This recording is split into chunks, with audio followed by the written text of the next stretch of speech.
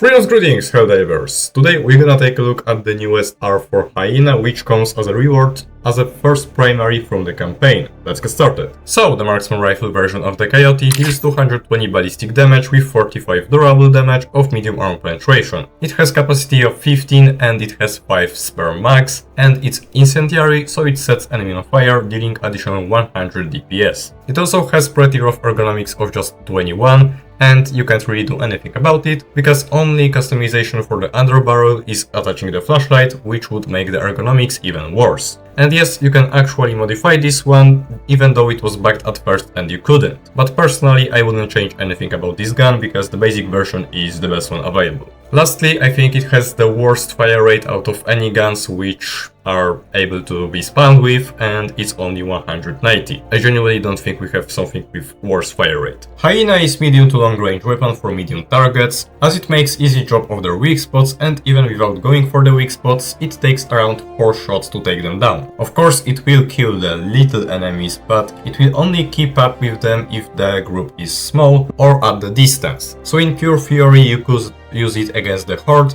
but it's not even close to the mediocre gun for such job. And for the heavies of size of Hulk, it should take around 1 mag to take them down, except for the chargers, because they are too durable. Although it does require quite a lot of effort, and anything bigger than the Hulk is pointless to shoot at because it would take well too long. You shouldn't let enemies get too close to you, because with such slow fire rate you are not going to keep up with anything, even with the medium targets this gun is for. The main source of damage here is of course the bullet, but sometimes the DPS from fire does change the thing, depending on the enemy, but to that I will get in the different fronts. And the ergonomics on this one is so low that you are actually going to feel it. I personally don't see ergonomics as a big deal, but this one, 20, is so low, especially since you cannot modify it, that I actually feel it, and I would probably prefer to run it with the peak physique, but it's not end of the day to use it without it. Lastly, the ammo economy is not the best, but I feel like it's fair because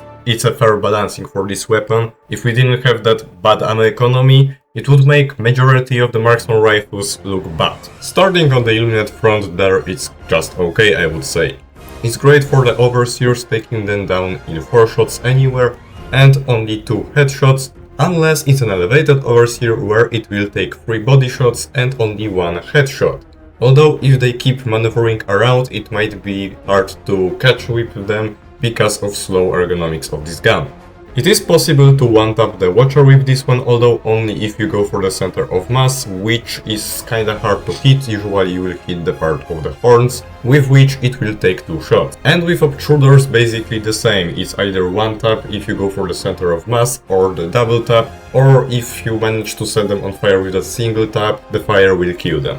Of course the gun will one-tap the Voteless anywhere because of the fire damage, although if there is not any of that gap between you and the enemies, you will be wanting to switch to some other, faster weapon as soon as possible, pretty much. Last enemy that you can kill with only single mag would be the flesh mob, which takes 11 shots if you let the fire do additional damage, and if you don't, it will take you 13 shots. So while technically you can kill the flesh mob with this gun, I wouldn't say it's too fast, so more of a last resort. As for the Harvester, it will take you slightly above 1 mag, which will be 17-18 shots, including the fire damage and excluding the 3 additional shots you have to take down its horn. Surprisingly enough, you can take down its shield relatively easily as for how slow this gun is. The Stingrays will be taking around 2 strafing runs to take them down, but ammo-wise I think it would be a single mag, although the gun is not fast enough for you to dump out such damage in such short time to kill the Stingray in single run. With Teslas and with Geysers of course it doesn't have a problem, but nothing really has. And for the Exomex, they are, well, it's not ideal, but technically you are doing fair amount of damage, so as a very last resort you can use it against the Veracitor. I wouldn't use it against the Gatekeeper whatsoever though. Overall, if you can manage changing the weapon every second to switch from medium target weapon to chaff clear weapon and anti-tank weapon, you should be fine running this here, but overall it's only really for the overseers. Against the termites I would say it's a little bit worse, mainly because there is like one enemy that keeps its distance from you. It of course damage-wise is quite good, it will one-tap everything up to size of the warrior, even not on the head, and it will double-tap the base viewer and triple-tap the Hive Guard and the Alpha Commander to the head. Although the Alpha Commander and the Hive Guard is basically the same as the Diligence Counter Sniper, which is faster, so it would do here better, as you don't have any gap between you and the enemy. I also wouldn't use the Hyena when it comes to the Charger, Impaler or the Bite Titan, simply because of the durability of their spots. It's gonna take way too long with trying only with the Hyena. You can destroy the leg on the Charger and then shoot its skin under the armor with the Hyena, but otherwise I would avoid using it against the heavies here. The stagger force on this gun is good enough to stop the bugs from calling the reinforcements, so you could be sort of the scout of the team picking off the bugs which try to call for the bug breach. When it comes to the enemies alone, this gun doesn't really have a problem, and it has some advantages on the Rupture Strain because of being medium armor penetrating, although if you do not maintain the distance yourself, the bugs will not keep away from you and the gun will be simply overwhelmed here. Oh, also the Shriekers might be annoying because of the ergonomics.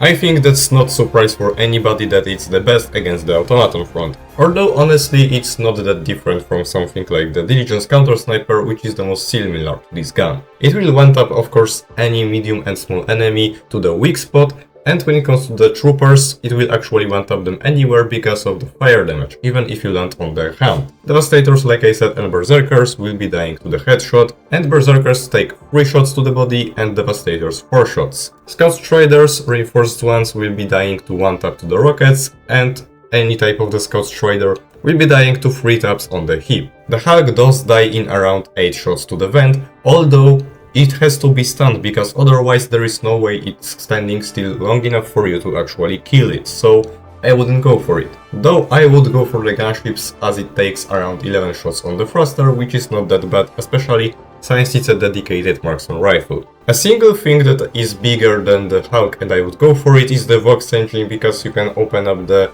vent hatch and throw a throwable, but except for that, don't even try going for anything bigger than the Hulk, because it will take ages and it's not worth it even trying. Only thing you could do, I guess, is disarm the chin guns on the Factory Strider and the Gatling guns on the Vox engine, but nothing else. And the same applies for the side objectives, like for example anti-tank emplacement. It would just take too long, there is way more better options, don't really try. I mean you can, but you will see it's worthless. But of course here the enemies are not rushing you unless you're playing on the cyborgs, so you have plenty of room to maneuver around, and there is nothing really obscuring the gun even with its slow fire rate and the ergo. Ergo of course it will make harder for going for the weak spots, although it's easy enough to take down even medium targets without going for the weak spots, so it's not that big of a deal. I only believe it could have some problems when it comes to the cyborgs, because the cyborgs are very up-close sub-faction, which actually prefers you running melee weapons against them than actual primaries. But you know, that's an exception, you still will be good going with the Hyena on the cyborgs if you take something for an up-close combat as a secondary, like a Bushwhacker or actual melee. For the equipment advisory section, I managed to think 2 very nice synergies with the Hyena. First one is the Warp Pack, which allows you to maintain that gap between you and the enemies, so the gun can actually be used to the potential and it doesn't have to be that much overwhelmed by the enemies up close. And the second one, also for pretty much the same reason of enemies being up close, is the Stalwart. It's one of the best weapons against the tough enemies, and it doesn't have stationary reload like other machine guns, so you can keep reloading while making the gap bigger or at least maintaining it by running. For the bots though, a simple anti-tank weapon is a good synergy because this gun fails at heavy targets but covers everything else. Alright, so that's all I gathered after just 1 day of playing with this gun. I think I will revisit it later on when I actually have some experience with it, but for now that's it. I will be seeing you in the next one. See ya, Helldivers!